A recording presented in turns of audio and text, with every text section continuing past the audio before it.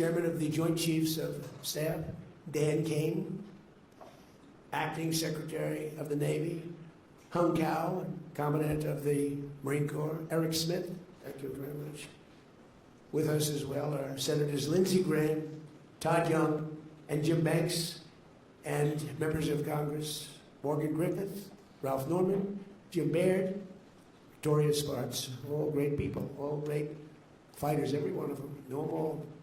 I also want to salute 11 former Medal of Honor recipients: Barney Barnum, Kyle Carpenter, James Livingston, Joe Marm, Jim McClellan, Dakota Meyer, Patrick Payne, Earl Plumley, Ed Byers, Will Swenson, and Brian Thacker. Thank you all.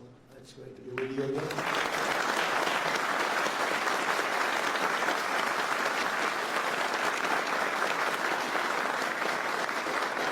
Great people. The first hero we pay tribute to today is one of the finest warriors to ever wear the uniform of the United States Marines, Major James Capers Jr., sitting right here. Thank you, James. In Vietnam, the Corps promoted him from Staff Sergeant directly to Second Lieutenant, unusual, making Jim the first black Marine in history to receive a battlefield commission in the middle of a war.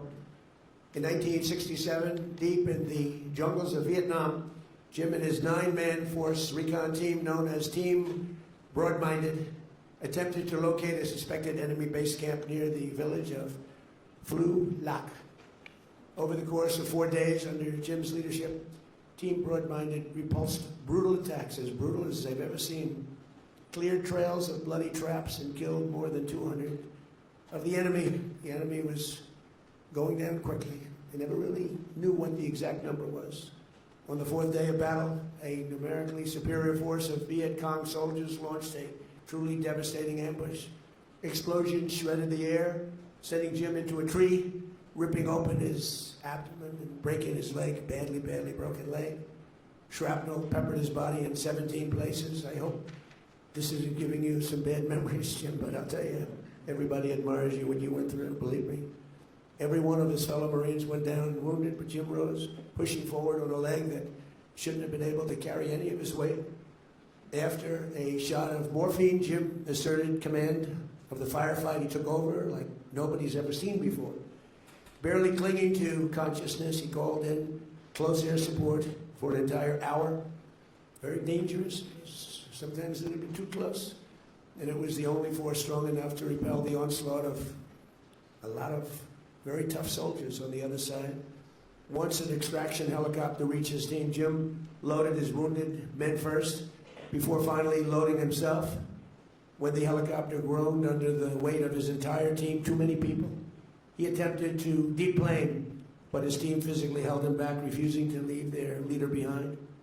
For his incredible valor, Jim was recommended for the Medal of Honor in 1967, and everybody knew he should get it. But life is life. His commanding officer, who was his biggest fan, was tragically killed before the paperwork was signed. That's a bad break, but now you're doing it. Maybe this is better. You had to wait a little while, didn't you, huh?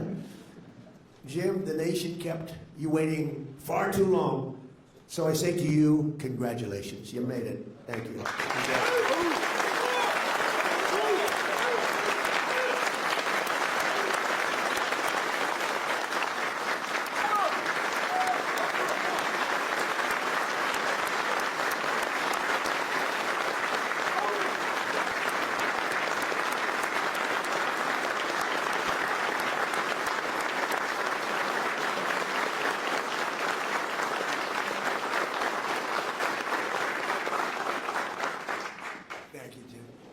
And thanks as well to your niece, Renee, and her son, Eric. I just met one. Great people.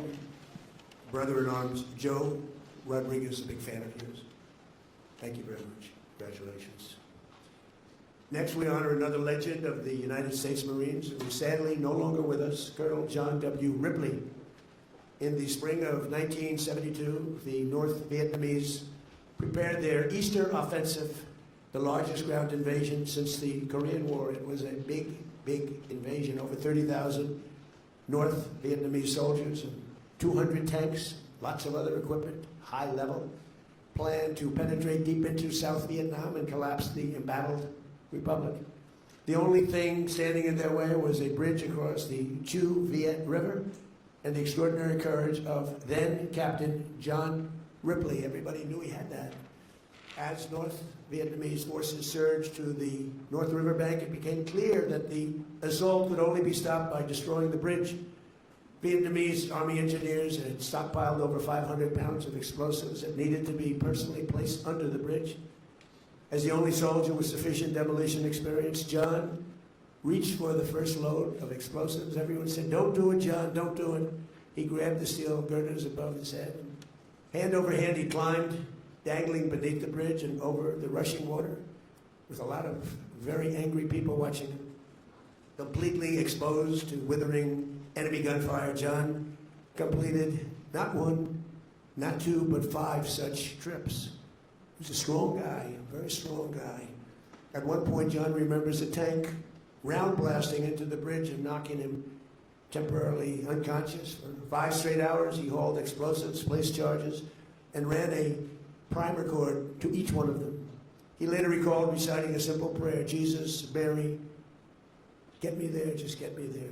When John detonated the explosives, the bridge collapsed into the river, crushing the advance and saved the hope of a free Vietnam. For Easter morning, for his heroic deeds, John Ripley was given the Navy Cross, and today we posthumously award him the highest of all awards, the Congressional Medal of Honor. And we're grateful to be joined by his sons Tom, John, and Steve, grandsons Stephen, Lewis, and Francis, and his beautiful daughter-in-law, Alexandra. And so I want to thank you all for being here, and congratulations. You have extremely good genetics. So congratulations.